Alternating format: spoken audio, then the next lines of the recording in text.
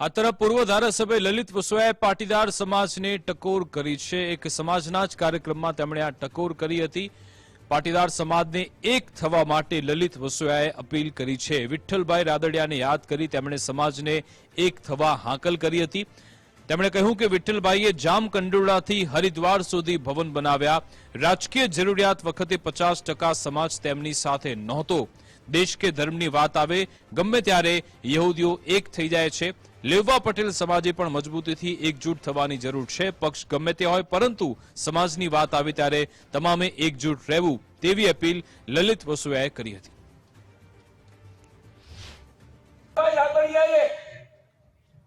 સમાજ માટે ઘણું બધું કામ કર્યું। જામકંડોળાથી લઈ અને હરિદ્વાર સુધી, દ્વારકા હોય, નાથદ્વારા હોય, સમાજ બનાવ્યા છે। સમાજ માટે ભગીરથ કામ કર્યું છે। પણ જેદી વિઠ્ઠલભાઈને રાજકીય સપોર્ટની જરૂર પડી હોય ત્યારે અહીં બેઠેલા લેવા પાટીદાર સમાજને કોઈ ટીકા ન સમજતા, પણ હું કહું છું 50% થી વધારે સમાજ વિઠ્ઠલભાઈની સાથે નહોતો રહ્યો। સાચી વાત છે ને મારી? મિત્રો, આપણી પાસે સંપત્તિ ગમે તેટલી હશે, પહેલાના જમાનાની અંદર સંપત્તિ અને રાજા રજવાડાઓનું રક્ષણ તાકાતથી થતું હતું, હથિયારથી થતું હતું। પણ અત્યારે આપણે ગમે તેટલા સમૃદ્ધ થઈશું, આપણી સમૃદ્ધિ વૈધી છે એમ બીજાની દાદાગીરી, ગુંડાગીરી, લુખાગીરી પણ વૈધી છે।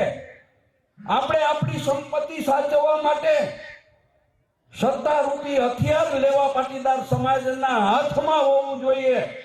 અને એના માટે આપણે સૌએ જ્યારે જ્યારે રાજકીય નિર્ણયો કરવાના થાય ત્યારે સમાજે એકજૂટ થઈ અને સમાજનો કોઈ પણ આગેવાન કોઈ પણ પાર્ટીની અંદર હોય ત્યારે સમાજે ભેગું રહેવું પડશે ને તો જ સમાજનું રક્ષણ થશે। आज अंगे विगत आपसे संवाददाता हरीश पालिया फोनलाइन पर जोड़ाई गया है। हरीश, ललित वसोयाए केम आवुं निवेदन आप्युं, एनी पाछळना शुं कारणो छे?